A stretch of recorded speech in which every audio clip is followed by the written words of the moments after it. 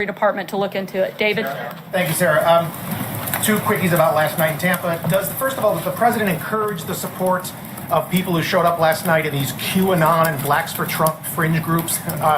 And secondly, is the White House willing to say right now, in view of what happened with one of our TV colleagues last night, that it is wrong for his most vocal supporters to be menacing toward journalists doing their jobs in a situation like that or in any situation? On the first part, the president condemns and denounces any group that would incite violence against another individual, and certainly doesn't support groups that would promote that type of behavior. We've been clear about that a number of times since the beginning of the administration. On the second part of your question, the president, as I just said, does not support violence against anyone or anything, and we've been very clear every single time we've been asked about that. When it comes to the media, the president does think that the media holds a responsibility.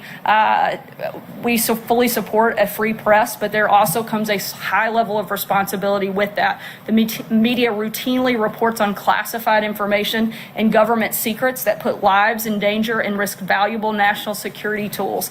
This has happened both in our administration and in past administrations. One of the worst cases was the reporting on the U.S. ability to listen to Osama bin Laden's satellite phone in the late 90s. Because of that reporting, he stopped using that phone and the country lost valuable intelligence. Unfortunately, it's now standard to abandon common sense ethical practices. This is a two-way street. We certainly support a free press. We certainly condemn violence against anybody, but we also ask that people act responsibly and report accurately and fairly. Sarah, nobody was being violent last night. They were trying to prevent a broadcaster from getting his broadcast out and yelling that his network sucks. Is that right or wrong? I'm sorry, what was the first part of your question? I said no one was being violent last night in terms of hitting anybody, and no broadcaster was broadcasting state secrets. They were trying to do stand-ups at a public rally, and you had people trying to yell over them, preventing them from doing their jobs, and yelling that their network sucks on live TV. Look, does the White House support that or not? While we certainly support freedom of the press, we also support freedom of speech,